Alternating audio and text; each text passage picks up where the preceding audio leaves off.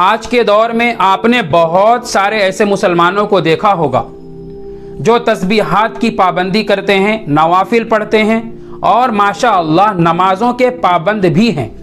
لیکن اگر ان کے معاملات کو اگر آپ دیکھیں، ان کے معاشرات کو دیکھیں تو انہوں نے کئی لوگوں پر ظلم کیا ہوگا، کئی لوگوں کے حقوق دبائے ہوں گے، کئی لوگوں کی زمینیں ہڑپی ہوں گی، کسی کے مال پر قبضہ کیا ہوگا، کسی کے زمین پر قبضہ کیا ہوگا۔ تو یاد رکھو کہ ایسے دیندار ہلاکت میں ہیں جو صرف اپنے ظاہر کو مسلمان بناتے ہیں لیکن اندر سے منافقوں کی صفت لے کر گھومتے ہیں۔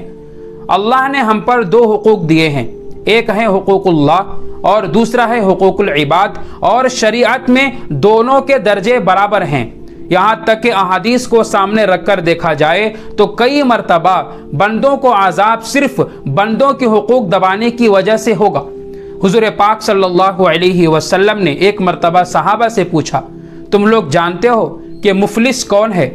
صحابہ نے کہا، اللہ کے نبی اور اللہ زیادہ جانتے ہیں کہ مفلس کون ہے، ہمارے نزدیک تو مفلس وہ ہے جس کے پاس مال و دولت کم ہو۔ تو حضور پاک صلی اللہ علیہ وسلم نے ارشاد فرمایا، حقیقت میں آخرت میں مفلس وہ ہوگا جو بہت ساری عبادتیں لے کر آئے گا، بہت ساری نمازیں، بہت سارے روزے، بہت ساری تسبیحات لے کر آئے گا، لیکن اس نے کسی کو تھپڑ مارا ہوگا، کسی کو گالی دی ہوگی، کسی پر ظلم کیا ہوگا، کسی کے حقوق کو دبائے ہوں گے، تو انہی حقوق کے دبانے کی وجہ سے اسے جنت میں نہیں بھیجا جائے گا، بلکہ اتنی نمازیں ہونے کے باوجود بھی اسے جہنم میں ڈال دیا جائے گا۔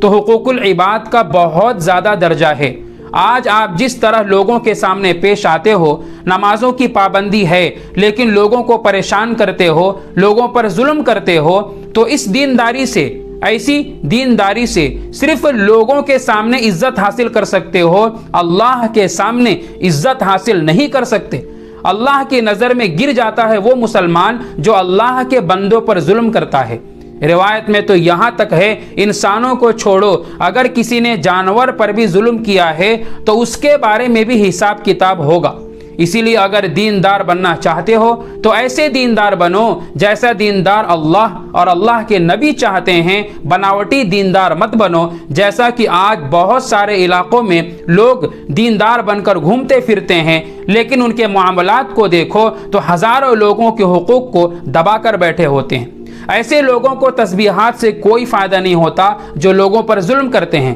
ایسے لوگوں کو نوافل سے کوئی فائدہ نہیں ہوتا جو لوگوں کو پریشان کرتے ہیں۔ اسی لیے یاد رکھو، نماز میں کمزور ہو اللہ معاف کر سکتا ہے، عبادتوں میں کمزور ہو اللہ معاف کر سکتا ہے، لیکن اگر تم نے کسی اللہ کے بندے کو پریشان کیا ہے تو اللہ اس وقت تک معاف نہیں کرے گا جب تک کہ وہ بندہ معاف نہ کر دے جس پر تم نے ظلم کیا ہے۔ تو ویڈیو کو شیئر کرو اور صحیح معنوں میں دیندار بنو، ملاوٹی دیندار، ڈپلیکیٹ مسلمان مت بنو۔